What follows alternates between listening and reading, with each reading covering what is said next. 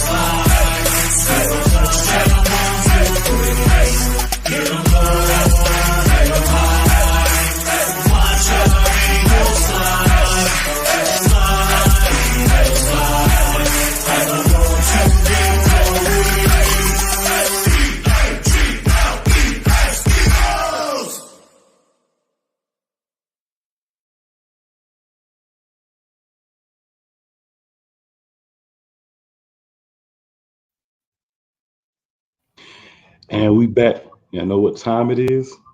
It's always Eagles time. Yes, So, sir. gentlemen, it's about that time to bust into the topics. Just so everyone watching knows, we're going to be giving our top five breakout candidates for offensive players, any position for the team. We're going to be discussing games 16 and 17. So that would be rematches against divisional rivals. And of course, any breaking Eagles news. So, gentlemen, is there any breaking Eagle news that you would like to discuss? I wouldn't say it's breaking news, but more so how excited I am. We're only 20 days away from the start of training camp here. It starts on the 26th. I think we talked about it a little bit last week, but each week that goes by, you can feel the excitement in the air, man. I'm ready to start seeing some of these vids of all these players out here getting that work. I know it's going to be a lot of hype going into the season, but at least this year we have a lot to be hype about. And especially we want to see all these dope players that we got this all season in training camp working together. That way we get to see a little taste of what's to come in the season. The breaking news I have is AJ Brown coming out and basically, Wyatt brought it up last week. Miles Sanders coming out with these outlandish statements. Yeah. Don't being an all-star don't, team. Hold on, Mo. don't beat Hold on, Mo. yourself. Don't Miles beat Sanders. yourself. Miles Sanders, this is for you, sir. Yeah, this is for you, Know Mr. your Sanders. damn role and shut your damn mouth.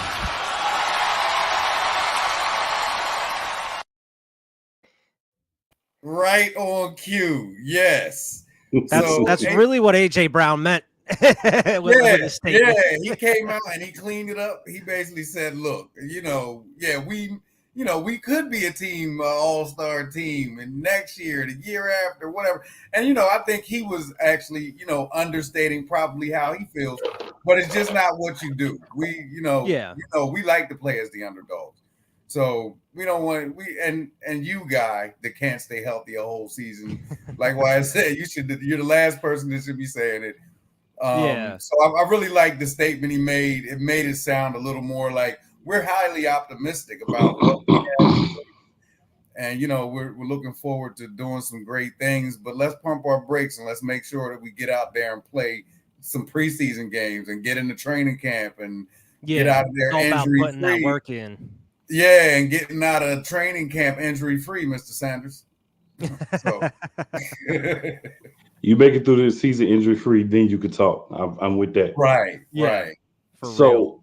I'm going to do something that we normally don't do here on the show. Two things. I'm going to talk about someone that plays on another team, and I'm going to give that person some credit for doing something positive. Okay. Unfortunately for me, this person happens to play for the New England Patriots, but it doesn't underlie what he did. So let me explain to you why we're talking about a New England Patriots player on the Boom. Philadelphia Eagles podcast. It's going to come together, trust me. So Philadelphia native Jonnu Smith has been hosting a free youth football camp in Germantown for the youth of the Philadelphia area. So I want to shout him out, for even though he plays for another team, coming back home and doing something to help the community. And it's important to understand the free aspect. That means all the meals, whatever items that the kids get, all that was funded by him or by sponsors that he was able to bring in. So he's able to do something positive for the Philadelphia community, especially with what Philadelphia's been going through in the last few months. So I definitely want to shout him out for doing that, even though we are an Eagles podcast. We are also people that are sensitive to what happens in Philadelphia. Definitely want to shout out the man that's doing something positive in his hometown. Thank you for that. And Germantown is my old stomping ground. That's where I lived before I came south. So Yeah, that's really cool to see, man. He could have easily just did that in Boston or around that New England area. But it's great to see just these athletes that not only come from Philly, but some of the ones that come to play in Philly, they usually stick around to help out in the community and everything. So it's awesome to see every time. And it's even cooler to see him, make the trouble of coming back to Philly to do this. Yeah, man. And I also saw a video of a presser that Jalen Hurts was doing. There was a couple of kids that were there with their parents. They saw Jalen Hurts kind of behind this curtain, so they run. Yeah. Parents get over there behind him, get pictures and stuff with him, and he talked to them. They both play football, so he's giving them a few hints and stuff. It's about 5 or 6 minutes, the whole video. So shout out to him too, man, for just being that positive guy in the community. He's a very humble dude from what I've seen. Very positive in the community. And I actually also got to see a video of him making his first cheesesteak, his own first I saw that. yeah, I saw that. Yeah, that was crazy. And he got it. He got the chop down. I saw him. It took him a minute, but he finally got the rhythm with the chop, right? I don't know, man. I feel like it was a little plain, though. I don't feel like he should put like some mayo, you know what I'm saying? Spice it up a little bit, salt, pepper, Just something. tell him I'm a Rosso or something. Throw something out there. He You know didn't what know I'm about saying? his rolls, man. Yeah, he didn't know about his role, but it took him a minute. But he, you know what I'm saying, he recovered. You know what I'm saying? He learned. The only thing my critique would be you should lay the bun beside it, got a little toast in there. You know what I'm saying? Then popped it on top, did the flip over. Mm-hmm. He was struggling with the flip over a little bit too, but I didn't call him out because he made it happen in the end. Hey, he's got more important things to worry about. You keep them hands good, you know? Yeah. Hey, man, that's how you get that wrist motion for them. You know what I'm saying? Chopping that meat, bro. It's been cool seeing him being really involved with not only the community, just these different events, going out to these different places, helping them out and everything. I think it was like a month or two ago, a lot of like him, AJ Brown, even Jeffrey Lurie were out there. Like I think they were building like a playground for like kindergartners or something. But I love seeing that kind of stuff, man.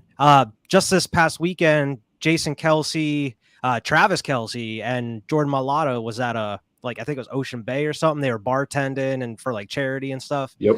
Like, man, I wish I would have got off to drive down there to see that, man. That would have been awesome. No, this is nothing new for the Eagles or as an organization. They're huge in the community. I mean, the city loves them, and we're gonna ride with them no matter what. It's like you say, it's great to see players from all over the country They come to Yeah. Philly and they fall in love. That's Mhm. the kind of Philly love we need. Seriously. Yeah, and they also have that Eagles for Autism like that Yeah. marathon every year too. So you actually get to like sign up for that and actually hang out and participate with some of the Eagles players and everything too. It's really cool. Yeah, it's Right. a lot of things that they do in the community, man. A lot of things that they do, fundraising and different things that you don't hear about. So that's one of the things that we do, man. We're Eagle Show. Why can't we bring those things up too? It's Yeah. about the field. That's great, but it's still an organization. They do a lot Yeah, for an area that needs it. So big ups to the whole organization, and especially those players who take their time to do things for the community. exactly. And So I I'm gonna mean, try you to get you see, guys some live footage from training camp. My sister goes every year. She lives right down the oh, street. nice. Yeah, we're gonna try to get some live footage. Hopefully, the soup deck, her little food truck. Hopefully, they can get out there and get us some live footage and get us some sponsorship here. Or something. That'd be cool. Let's grow. Yeah, absolutely. Did you guys see to go to a completely different side of Philly here?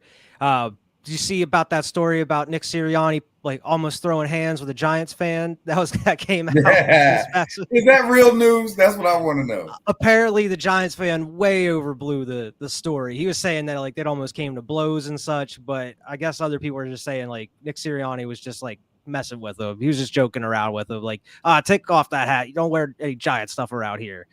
But apparently the guy was just said like the way the guy told it was like he was serious about it. He's like, what are you gonna do? You got to come take it off my head or something like that. And like he blew it way out of proportion. But I was like, that's so cool. Like I would have been fine if it would have been Nick Sirianni like going like throwing hands with this dude. Like that's the kind of coach we want, man. He sticks up for the team. He's all about Philly, man. I was all about it. But I think that's hilarious. Yeah, man. He wore the Beat Dallas shirt last year. The thing is, Yeah. I think he gets the culture. He gets how to coach in Philly. I gave him a lot of grief about the rock, paper, scissors, but I think he gets it right. The thing is, now that you've done what I said you needed to do, which is hand off the duties. Don't try to be the OC. Don't try to let the coordinators do their job. You worry Yeah. about coaching the entire team so that you can jump in when needed on either side of the ball. That's your job. I think now that he's in that role and he understands that that's where he needs to be what's best for the team, I see nothing but growth, for the Eagles this year. I think it's going to be a big year for us coming up. There's going to be a lot of things that he's going to do to piss everybody off. They may work, they may not, but that's kind of what it is with your head coach. But I think he's going to do a lot to make this team better, or at least that's going to be the goal. You got a much better team around you. So it's just going to be a matter of saying, you know what, let me use the weapons that's around me. Let me understand what guys do best and put them in positions to be successful. And that's simply like what the best coaches do. You don't need a quarterback that can do everything. You need a quarterback that can do what he can do very well and players around him that can help him maximize what he can do. So hopefully that's what we have. And if that ends up being Jalen Hurts, if that ends up being someone else in the future, whoever it is, use the skills that they have while you develop the other skills. Don't try to make him what he's not. Understand what he is. Use that while you help him develop the other skills better. Yeah. And I think it works well because he's such a player's coach as well. And that's how he's able to build that chemistry and build the culture within that locker room.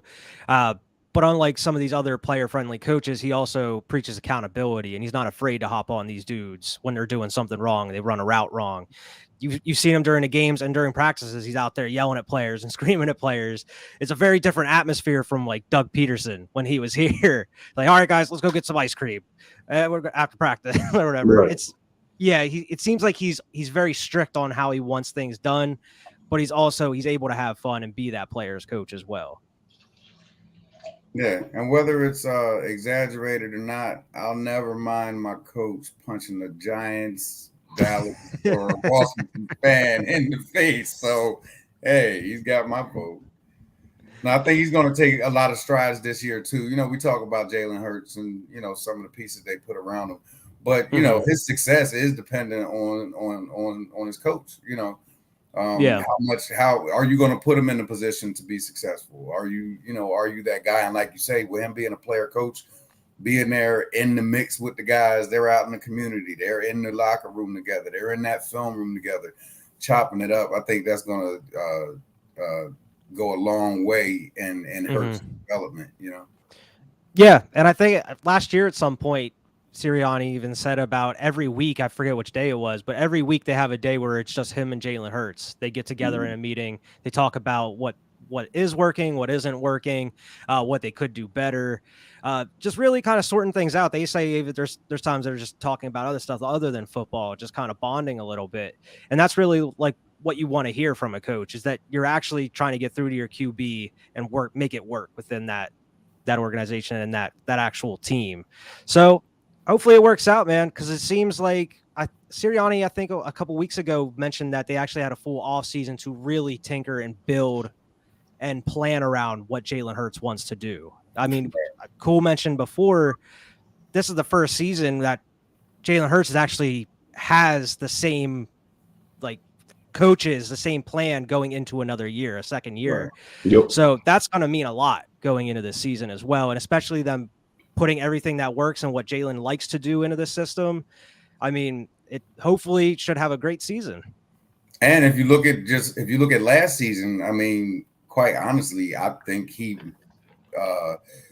improved leaps and bounds as the season went on. I mean, it's not like, you know, he comes out and he's throwing 500 yards or anything, but just his all around game and what he does have to offer, looking at his strengths, you know, finding out what you do well and when to do it. I think he made a lot of progress last year. So to see him build on that and them build on it together, it's really exciting. Yeah, absolutely. Yep. I just hope that my biggest concern is the development of the guys behind the guys, right? I always look at whoever's going to be a backup quarterback. Looks like Gardner Minshew. Having him ready so if Hurts gets hurt, Hurts is really playing poorly and we need to pull him, you know, because sometimes it's better than leaving a guy out there. It is. Not going to happen. Anything can happen. It's a long season. You know, those running backs, we know Sanders has a history of injury. You know, Devontae Smith is a smaller wide receiver. You know, A.J. Brown is a guy who's been injured before as well. So, you know, Dallas Goedert, not really a guy that's been hurt, but, you know, the Eagles in the past have liked a lot of 2 tight end sets. So just developing those guys behind the starters and having them ready in case something were to happen. You know, if you need to put a Quez Watkins in or Zach Pascal in, having them ready to assume those responsibilities if needed. Same thing with the offensive line, you know, defense, every position. Like you just want to make sure that your depth is quality, because go back to the 2017 the Super Bowl year. Think about what we did well. Depth. Guys got hurt. We didn't miss a beat. Yeah. That what wins you. That's what gets you deep runs and opportunities, is being able to sustain injuries and still have depth. So that's what I hope that they are going to work a lot on from year 1 to year 2, especially guys that are going to be backups that were on the roster last year. Yeah. Yeah, I agree, man. Works for me. No wild thoughts, Ramo? That's the first. No, that's great. No, I agree. I mean, depth, you know, depth, I always talk about that. It's important. But, you know, we talked earlier a few weeks ago about the versatility of this, of both sides of the ball that they have at their disposal. I think that's really going to be amazing where you know, I think nobody, especially I worry about the defense more, you know, just because the offense is going to be what it is. I've seen teams that can put up 30 points a game, but can't stop somebody else from putting up 35. So I'm really excited to see what the defense looks like and how many blowouts we really produce. You know, I mean, it doesn't have to be a blowout every week, but there are quite a few teams that I want to see us trash. There's quite a few games that I think that they should be blowouts. And if the defense is as good in the stadium as it is on paper, we should be pretty amazing. I'm not going to call us a team of all-stars or superstars, but however, I can see some really good win margins. So you sound a lot like Miles Sanders over there. I'm gonna have to be AJ Brown in a minute. Okay, let's But- humble that a little bit. I think the team does have a lot of depth now on the defensive side of the ball, like going off of what Cool was saying, and the way that the team's been kind of running its defense past couple seasons, they've been rotating guys out a lot. So as long as we are rotating and keeping those guys, they have play time a little bit each game, that should keep them ready. So as say if somebody does get hurt, they can easily go right in, pick up right where they left off. So I think that's one thing that's really worked out for Philly to their advantage. I know a lot of teams do it, but it's worked out for Philly's advantage here the past 5 years now. Yeah, and even real-time game management. It's just you're keeping your guys fresh. Yeah. It's easier to maintain a lead deep into the fourth quarter with 3 minutes left and guys aren't winded. Yeah. The biggest thing I want to see like this season though is we can't be having these slow starts, man. I'm sick of the slow starts. We gotta come out the gate and start putting some points up, either field goals or getting touchdowns. We gotta start doing something at the beginning of these games. Yeah, you said that before. Yeah, we just got to get strong starts. We got to make sure that people understand on this team that the importance and the urgency of scoring first, of getting the ball, and getting a lead in the beginning of the game. If we can play better in the first and continue to still be a good second half team, we might get some of those Mo Sanders, Miles Summers games, that they both seem to be talking about. But like most of these games that we've been talking about, how we've been covering from last season, a majority of them we started out from behind and had to come back, and we either lost, but we ended up winning those games. But a big majority of those games last year, we were behind in that first quarter, 2 quarters. Yeah, and that's a great segue. Why into the first of the 2 games we'll be covering this week. Yes, sir. And I'll just let you have the floor from here, guys, and I'm just going to co-pilot. Well, this was week 16 against the Giants. This is the second game against the Giants last year. And this is what we really should have done to them the first time. We went out there and put a bunch of points up on the board on them. Now, they didn't have a great, like what we were just talking about, they didn't have a great start to both of these games that we're going to cover tonight. And this one against the Giants, he almost threw a pick there and on the first drive.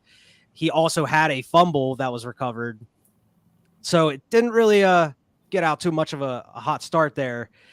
They are passing a lot also. They didn't really start relying on the run until a little bit towards halftime, after halftime. Mm-hmm. But after, like what we were just talking about, after halftime, that's when they really started clicking. That momentum kicked in, and they were able to put up points pretty fast.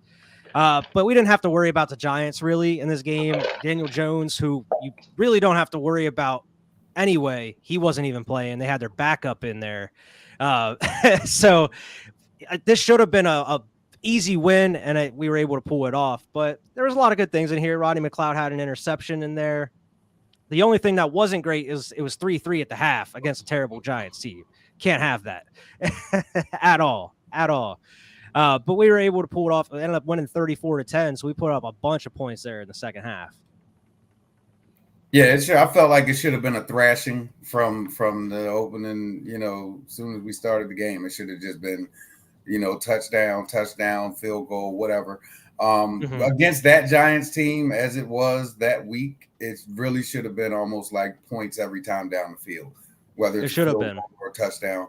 3-3 at halftime. This is one of those games where I'm flipping through channels. I'm flipping through other games that Sunday probably, and then I'll come back to it and maybe even take a nap.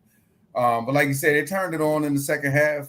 They did look good at times, really good at times, like some big plays that made you think, well, like I got a couple of guys. I'm not going to get too much into it, but that top 5, there's a couple of guys that you might not expect that I really expect to have really good seasons. That it's not all Miles Sanders and AJ Brown, Yeah.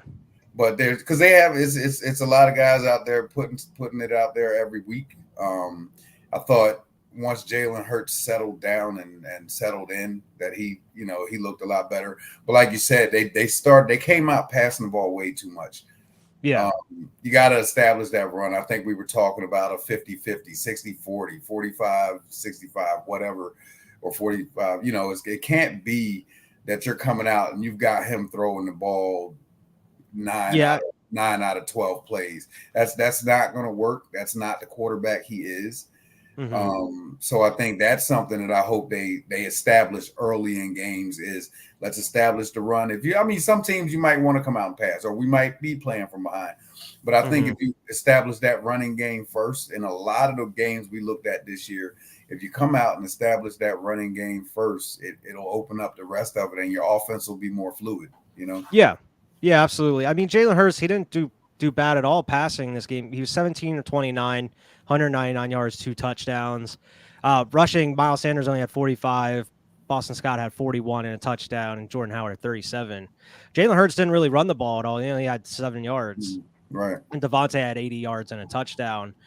There was a couple big plays in this game, though. He had Hurts had a huge bomb to both Smith and Quez Watkins in this. So you really kind of aired it out. You got to see his arm and his accuracy in this game a lot. You got to see it a lot in the second game as well. He was throwing darts against Washington, we'll talk about. But in this one, we did what we were supposed to do in the second half. I just wish it would have got kickstarted there in the first half. Yeah. Lane Johnson actually had a touchdown as well. Sure did. Touchdown. That was I love to see that play, man, and it was great. I know it was exciting for him. Alex Singleton also had an interception that game, so some big. He had a pick 6. Yep, some big plays in that game as well on that end. Offensively, we just, like you guys both already stated, we just got into it too late. We didn't jump on them in the beginning. I say this every week: take your foot, put it on the throat, and grind it in. We don't seem to do that in the first half, and we believe that somehow we're going to always turn that switch in the second half. And you'll see next week how that bit us in the butt. Yeah, I mean, we pretty much covered everything about that game. I mean, it was against New York, so I mean, it doesn't matter which team from New York. They caught us slipping in that first game, but it's all right. We were one catch away from winning it, maybe a field goal. So yeah. And the sad part was this was a revenge game for us. Yeah, when it shouldn't have been. Yeah, right. But we did pick it up and get the win the second time around. Very important win, a win that greatly helped us get where we needed to be by the end of the season. Right? Yeah. Because if we don't win these games, and we don't get this plethora of wins right here, kind of in the middle. Yeah, right. We're not where we ended up being. Yeah, exactly. And even though what happened in the playoffs, it was still, hey, we were there. The team was in the playoffs. We were That's not all that matters. expected to be there. Yeah. You can't win if you're not there. And not only that, we finished above 500. I know it was 9-7, but it's still above 500. Yeah, considering the 2-4 start or whatever, it's like, well. Yeah, and predicted to be one of the worst teams in the league by damn near every media outlet at the time. Yeah, so last season, even though it ended on kind of a downer, it was beyond our expectations at that point. Right. Yeah, to be where we were, I honestly said that we would make the playoffs and win 9 games. 9-8 last year. I can live with that, especially when you packed it in one game. So that's not a terrible season at all. This game, just to wrap up my thoughts on this game, we won. It looked like a hefty margin, but as already has been stated, it could have been so much more. Yeah. By fourth quarter, we should have been putting in our backups. Our starters should not have been playing the fourth quarter in this game, and that's kind of that mentality we got to get to. Let's go out and eat. Let's dominate. Let's destroy these cats. So when we get to the harder games, that's when we're playing the full game. When we're playing these cream puff teams, these teams that really don't have any business beating us, let's get rid of them. If you're beating teams by 2 touchdowns, but it's because your starters didn't play in the fourth, that's fine. If you're Right. beating teams you should beat by 3, 4 touchdowns, and your starters are playing the whole game, that's a problem. Yeah. And that's always a concern for me, especially, the further along we get in the season, because the weather changes. We do play in a bitter, cold environment. So you want to have that opportunity for your guys to get some rest, because the further along the season goes, the harder it is to get out there and play somebody for the entire game. Yeah. We don't want them worn down and worn out. So when we get in the playoffs, you want to be fresh, not just for that game, but for every week, week in and week out. Yeah, for sure. And just one more time to reiterate, run the ball. Run the ball. Especially in the winter. Run Come on. the dang Mhm. young ball. Yeah, they were doing it so well in these like the 3-4 previous games we talked about, and then all of a sudden this game, and then about halfway through the next game we're going to talk about, they just decided not to run the ball. Really, let's just keep passing it, force that Now, pass. when it came out, I'm thinking that it was by design because it was the Giants, and the expectation is that we're going to, Yeah, take be able to full do whatever you advantage of want. them.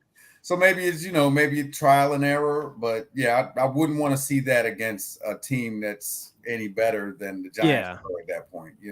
Yeah, let's play just solid football against no matter what team it is. Right. Let's play within ourselves and Yeah. do what we do well. There's no need to go out there and try to recreate the wheel in week 15, 16, Yeah.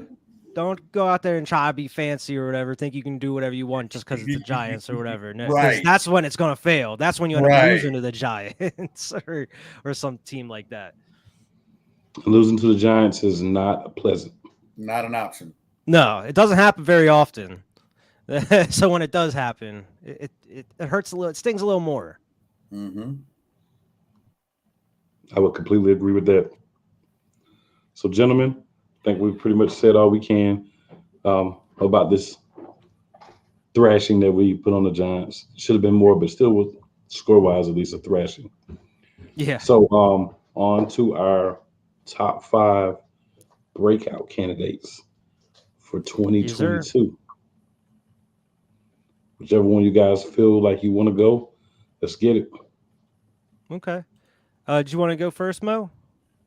Sure. Okay. Well, I've got I'm not gonna say breakout candidate, but I'm hoping to see a great season from my guy, We're talking about breakouts. So only breakouts? Okay. I'm gonna start with somebody you probably wouldn't think, but Quez Watkins. Especially over these last maybe 4 games that we've watched, he has these flashes where I think he's that third receiver that is going to surprise people. I don't know if we're saying breakout, if it's like, he's not going to be first team or whatever, but I don't know. I just having AJ and Devontae, it's like, who's really going to eat here? I could see him being a very surprising, very good receiver this year, getting a lot of balls thrown his way just because he's the odd man out. He's wide open, just like that Lane Johnson touchdown. He was wide open, just like, how is this guy that open? Because he's actually, I wouldn't say he's super fast, but he gets open and he has great hands. He knows how to make a play on the ball. And his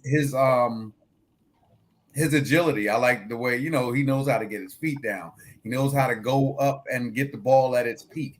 He knows how to run himself open, when Jalen's in trouble. So I really think he's going to be a surprising candidate there for a breakout guy. I think we talked a couple of weeks ago about Gainwell.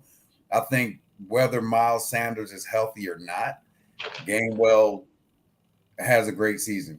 I can see him really forging a position in that starting lineup where they're sharing the ball, where maybe he's getting 10 touches and Miles is getting 12, or, where it's not just like he's just spelling him to rest, where he's actually a significant part of the offense.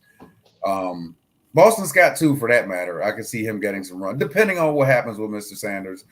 But I can see Boston Scott finding himself with a pretty good season. Dallas Goedert, he has to have a kind of a what's our guy's name? He's got to have a top 5 season, I think, tight end wise. I was looking at an article the other day about who they consider the top 5. Got the guy out in LA and all that, but I think in this offense, Goddard has an opportunity to be a top 5 tight end in this league. There's no reason he can't be.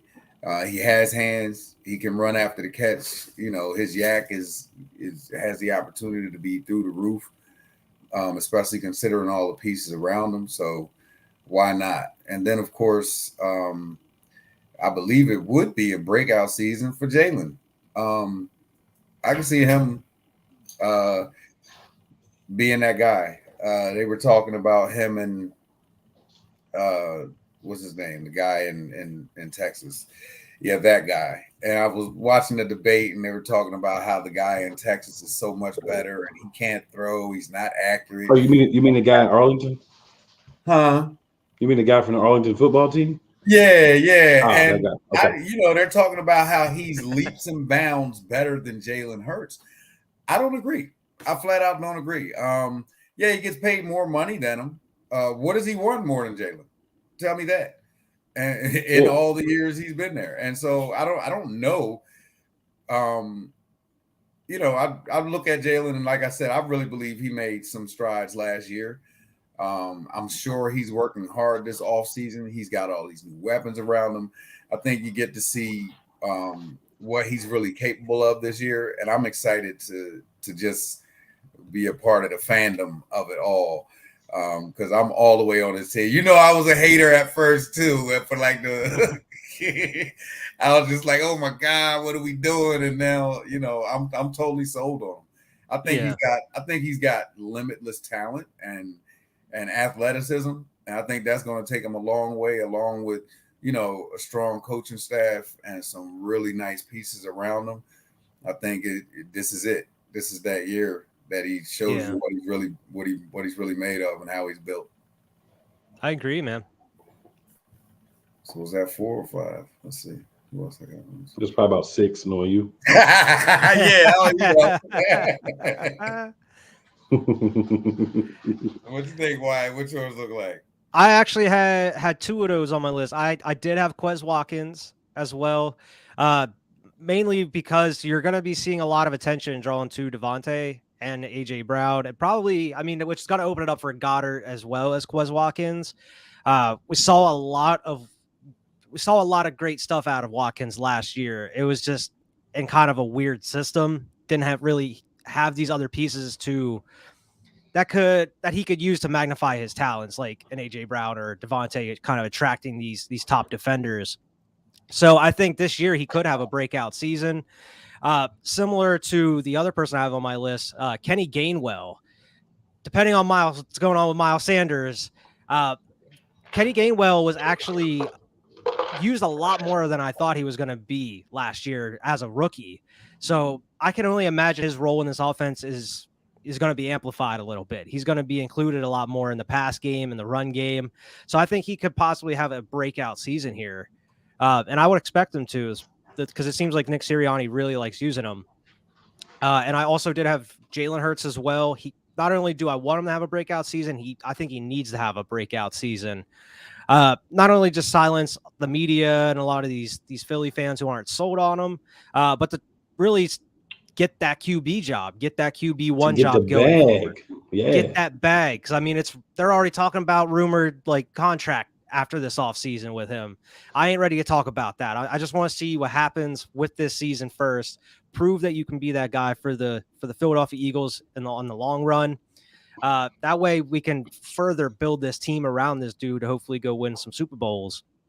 But I think out of anybody on my list, Jalen Hurts has the highest possibility of that breakout season. My next two here are on the defensive side of the ball. Where we And go? oddly enough, they are both rookies. I have Nakobe Dean and also Jordan Davis on my breakout roles. I think they're both going to thrive at their positions. Mainly with Jordan Davis, you have such a strong defensive line around him and how big and fast he is. I think it's going to be relatively easier for him to get through that line and be that dominant player that he can be and has the potential to be. Same with Nakobe Dean. Nakobe Dean, he's listed as like the backup behind TJ Edwards. I think that could easily change. And I think he's going to be a game changer and he can be a leader on this defense here for years to come. He just needs to figure out, just the NFL style of play and everything. But I think he has a huge upside and I think he could have a huge breakout season here. Yeah, The Wise going to do a preview of our defensive breakouts for next week, but yeah, I didn't know we were doing. I didn't know we were doing defense, but yeah, they're on my list definitely too. My bad. I didn't know it was just offense. That's okay. That's good. Because, like you say, I think they're game changers. I think they're starters. Yeah, we'll talk about it next week. You can go in much detail as you want, Mo. My bad. So I just meant like breakout player. I'll throw mine in there real quick. So for me, it's gonna be. I'm gonna go with guys that, I guess the best way to put it is they may have had a role wherever they were at last year, but I expect them to have an increased role and make a big difference this year. So the first guy is going to be Zach Pascal. For me, Pascal's going to have a good year because he knows the system. He's been with Sirianni before, so they have a level of camaraderie, a level of understanding. They're going to be able to work it out where he's going to be that third or fourth receiver, and he's going to be able to have a good game, many good games, because there's so much attention is going to be paid to the guys that are starting. And then, of course, Quez Watkins, as you guys both mentioned, these are guys that a lot of people are looking at and saying, this is a guy I expect to break out. I'm looking at guys who are going to be able to take some of that and do something with it. I think Zach is the best blocking wide receiver on this team right now. He's a guy that hasn't been hurt in his years playing with the Colts. So I think him coming over, knowing the system already, being able to hop in, that's going to allow him the opportunity when his number is called to be able to make plays. And you're really not going to be able to focus on him because of all those other weapons you guys have been talking about. So he's going to have that opportunity. All he has to do is take advantage of it. Mm-hmm. And truthfully speaking, besides Greg Ward, he's the best wide receiver that's not starting on this team. And I'm not saying that Greg Ward is better than him, but I'm saying you'd probably group them together as far as what they'll do. Yeah. My next person I'm going to go with is Landon Dickerson. I talked about this when we talked about the line. We noticed how there were not a lot of runs between the guard and tackle going to the left side. This is something that needs to be fixed. So I think Dickerson having another year going to the offseason as a starter, he's going to be able to do what he needs to do to get better technique, being prepared, better footwork, understanding that this is the position you were drafted to be the center, but you ended up being that guy that we really needed at guard. So you're going to be able to kind of take that position by storm and make it your own this season and show people that I'm going to solidify this spot in line, which is going to make this a top 3 line in the NFL. So I think Landon Dickerson is another guy that I'm looking at and saying he's a breakout guy. Nice. Also going with Tyree Jackson. If he can stay healthy, caveat you have to throw in because he hasn't stayed healthy so far, but the talent and what he's shown when he is healthy, even the play when he tore his ACL in the Cowboys game, I think it was, great play. He just came up gimp. It happens. But if he could be healthy, the athletic talent that this man has, he should catapult to the number 2 tight end. If he could be healthy. He's a big guy. Yes. Like he's tall. And he can move like a cat. So he's very cat-like in movements and just got to be able to stay healthy. Big target. When you have a guy like Jalen Hurts, your quarterback, and you can have a big target where he can take off, stop before he reaches the line, and just hang one up there to a guy like him, that's going to be a good connection. I think he's going to put it together this year. Another guy I had was deep on the running back depth chart, and that's Kennedy Brooks. Brooks was a teammate of Hurts at Oklahoma. He's Yeah. more of a power back. When I look at everybody in front of him, I'm seeing a lot of small guys that are kind of fast, but you need that guy who can hit the hole and bang, make the big Hmm. plays, get the 1 or 2 yards. And I believe he's going to be the guy in training camp, unless other moves are made. But when looking at the roster now, that's going to be able to get that third or fourth running back position and show us what he can do. And that doesn't mean he's Yeah. going to take away carries a lot from the other guys that we talk about, like Sanders, Gainwell, and Scott. But I think that difference, the body difference, the way he's going to play the game differently is going to be great. And I think Yeah. that's what We we talked need. about that. Yeah. Mhm. So I think this is going to be a breakout year for him. And for my last one, I'm actually going to go with the guy that Mo started with, but then decided it wouldn't be a breakout year for him. That's Miles Sanders. This is what I'm going to say about why Miles Sanders is a breakout candidate for me. No touchdowns last year. Hasn't played in a full season yet. So we need to see him break out being the top rusher on this team for the entire year. We need to see at least 8 touchdowns. We've got what, Yeah. 18 games?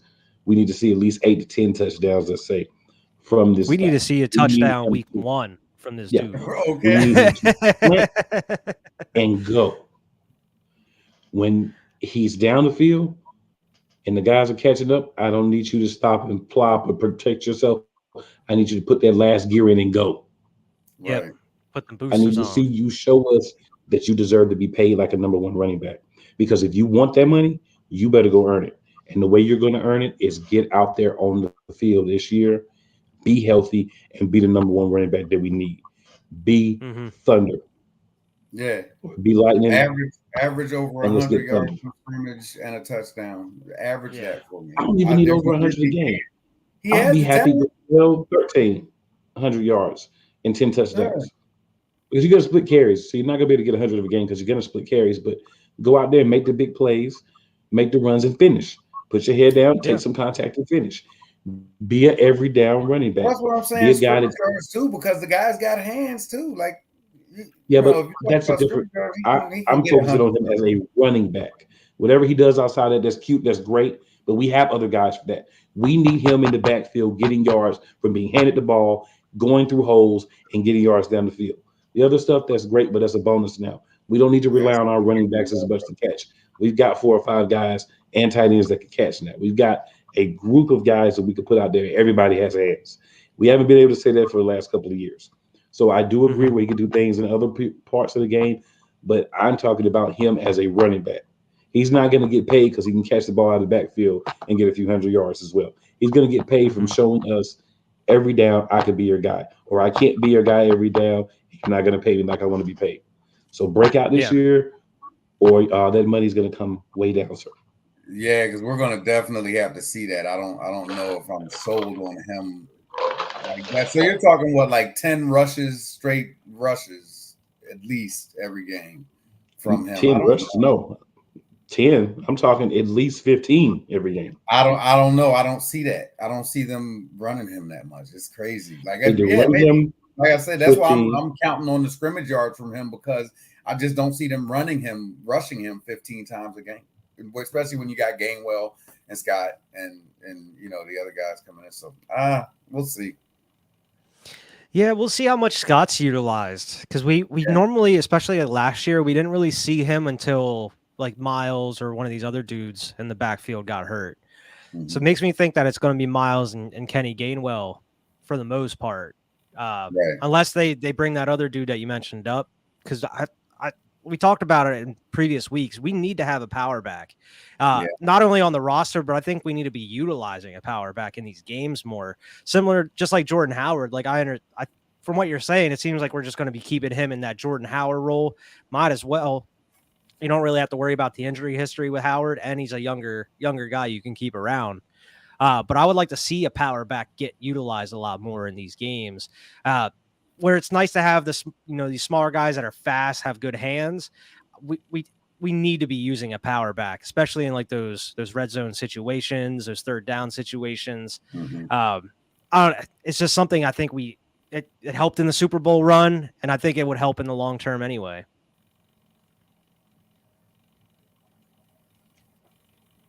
I like that 5, cool. I like your your breakout 5. Hey man, you gotta, like, when I look at it, my thing is go a little deep sometimes, right? I was gonna say you always go deep with your picks on these sort of things. I'm always interested. You gotta go deep. You gotta like get in the crevices and open them up and pull stuff out. You know what I'm saying? Yeah. That's just Yeah, kind of what it is, man. Now we've got another game to cover here. We got about 8-10 minutes or so. I don't think it's gonna take long. No. But I'll let you guys go ahead. Let's talk about this. This one was worse than the first one in the beginning. Oh yeah, this one was way closer than that first game. This is week 17 against Washington, for anybody who doesn't know. But yeah, this was a way closer game. What did the final score was 20-16, and a lot of those last points for Philly came from field goals to get that dub. Yeah. Jalen Hurts, he was 17-26, 214 yards, no touchdowns, no interceptions. Boston Scott had 47 yards and 2 touchdowns. This was a very Boston Scott game, and Dallas Goedert also had 71 yards as well. But once again, another slow start. Just like that first game against them, we gave them pretty much 10 points to start off the game, and then we had to fight our way back from there. Luckily, the defense started holding its own there towards in the second half. They were a bend not break defense, holding them the field goals.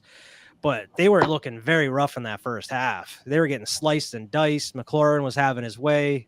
They were doing whatever they wanted in that first half, it seemed. But with Philly was able to get it turned around. They started running the ball more, which is exactly what we were saying you needed to do, which opened up the pass game for them, and they were able to get it going and get some momentum. And, I mean, this was one of the biggest plays of last year. Rodney McLeod with that game's clinching interception in the end zone. Yeah. I mean, that was huge. I remember going nuts after that happened, man. Yeah. But yeah, it came down to that last drive for Washington there. It was looking kind of sketchy. And to be quite honest, outside of my Philadelphia Eagles, obviously I don't mess with any of these teams in the NFC East. I think they all suck. But Dallas Washington is actually better than I give them credit for. They lucked up on a great coach, Heineke. We actually had Heineke looking like an all-star in that game. I think it was something like at one point he was like 9 for 11, and he's putting the ball everywhere. He had hit like 7 different receivers, and I'm like, oh my God, what's happening here? That was a pattern with the defense last year. They were making a lot of these like mediocre QBs look like all-stars last year. Yeah, like what are you doing? His name is Heineke, first of all. I mean, I don't even know what I mean by I don't even know what I mean by that, but trust me, it's disrespectful. You know what I'm saying? But it's like a behind and a handkerchief together or something, bro. Yeah. What do you mean? Isn't that a place you get your car fixed? But they made him look great for like most of the game. And if you, like you were saying, Wyatt, like even down the stretch, like they were that close to scoring a touchdown and winning the game. It shouldn't be that close. While I do think they are probably, if I had to guess, everybody talks about that Arlington team, but I don't think they're as good as Washington has the potential to be. Like I really like McLaurin. He's going to definitely be a problem. So we got to, let's D up on him immediately. The beginning Time out. Good receiver guy. He's a good receiver. Time out. A receiver is only as good as the person throwing him in the ball. So you mean to tell me that you're scared? He's not throwing the ball. You're scared of a guy who's going to be throwing the ball this year by walking to a Wentz.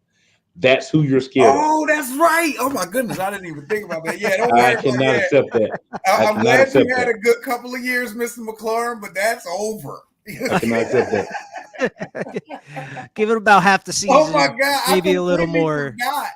That completely slipped my mind that this guy is going to be slinging the pigskin in Washington. Oh, boy. Walking the ball to him in Washington. You Good mean? luck, guys. And then telling them how, let's go pray about it. Get out of here. Commander Tommy. Oh, man. My Carson McConnell. condolences to Terry McLaurin. Yeah. Sorry to hear He that. just signed an extension too, didn't he? Oh yeah, he's locked in. Who came up with that? That's what I want to know. What made them say this is the guy? Oh no, I feel like they would have been better off running it back with Heineke over Wentz. Yeah. At that point, at least Heineke. Better, cheaper option didn't cost you anything. I would have went with Heineke too. Exactly. As much as we hate on Heineke, he did have some Flashes, upside. He did have some flashes, and he's a much cheaper option. You didn't have to waste anything to go out and get him. You could have easily used whatever you had to get Wentz on to try to build around him a little more. Right. And it seems that he can manage a game. Yeah. He had a full season or like season and a half under his belt. Let him roll with it. Why take him out now? Right. And for a guy that's a proven not finisher. Yeah. But yeah, he was slicing and dicing on us in that first half or so.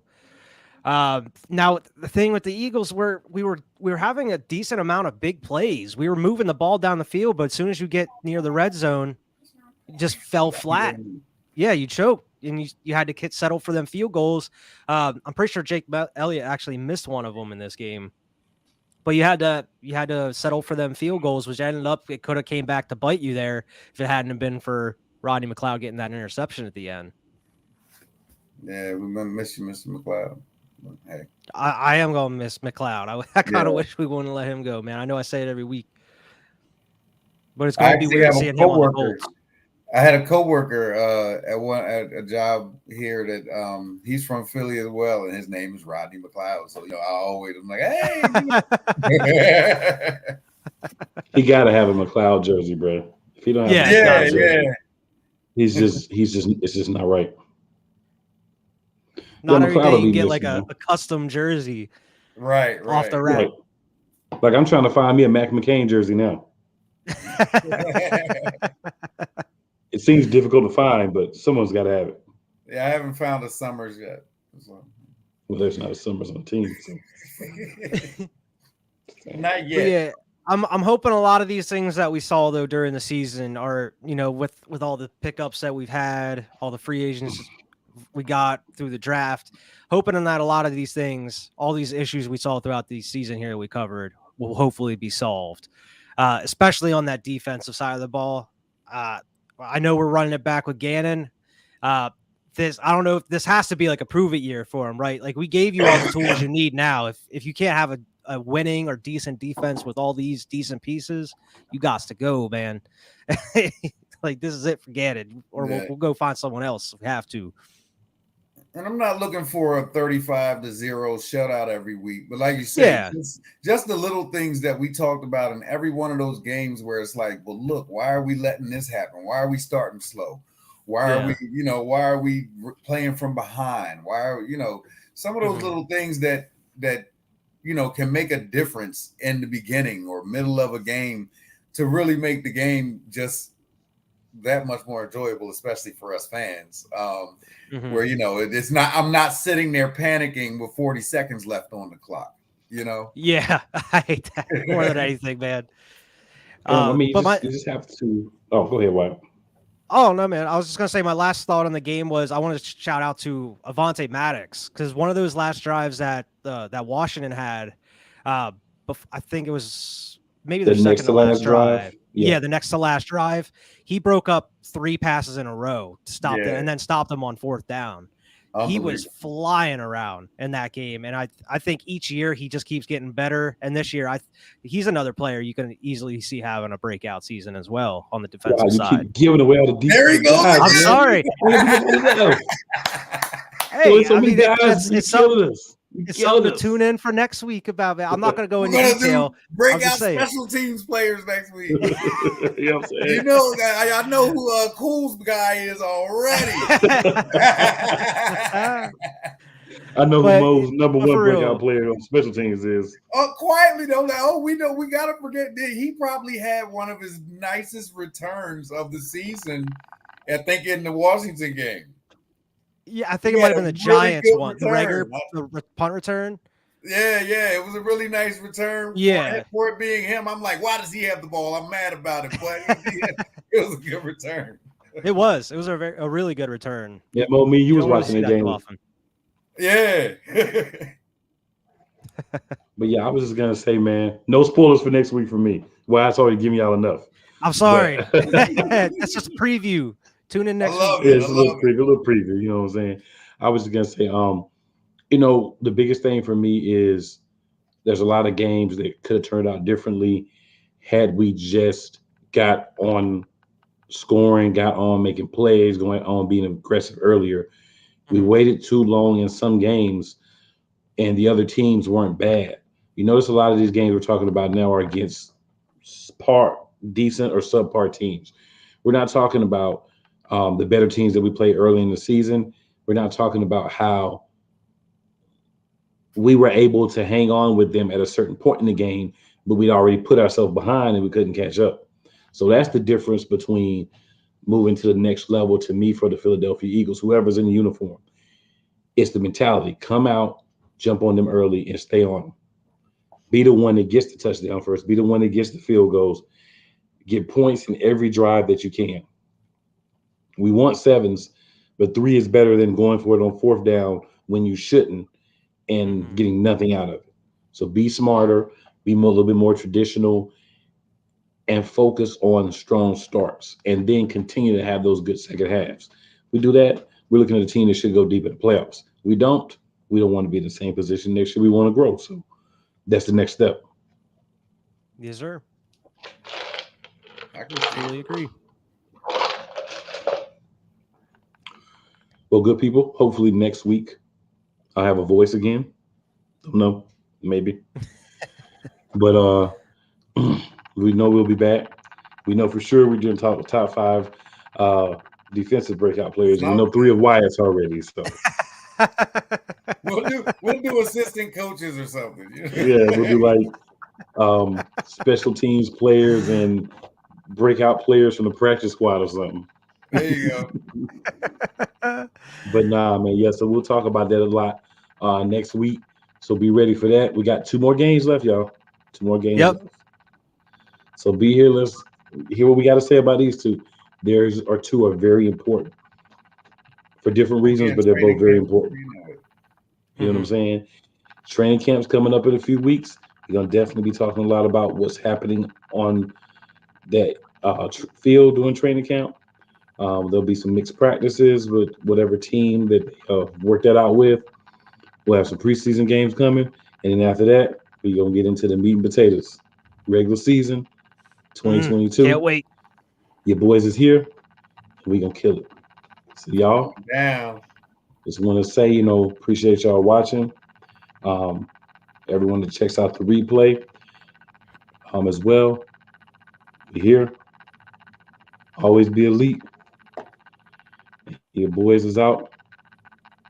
Holler at us next week. But before we go, Wyatt, tell them where they can find you. Mo, tell them where they can find you.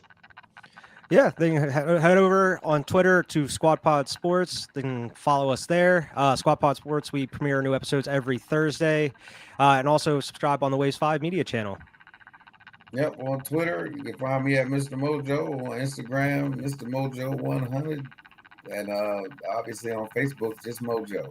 I'll let your boy. Yeah. Fly And Eagles you'll also be able to find Mo, as he's being gracious enough to be a part of the Play Callers Sports Productions Presents the NFL Matchup Madness. He's going to be covering another team for me, but he's going to be on there as well. So that's a place that you can find him that he may forget to mention for a couple of weeks. Just gotta get used to it.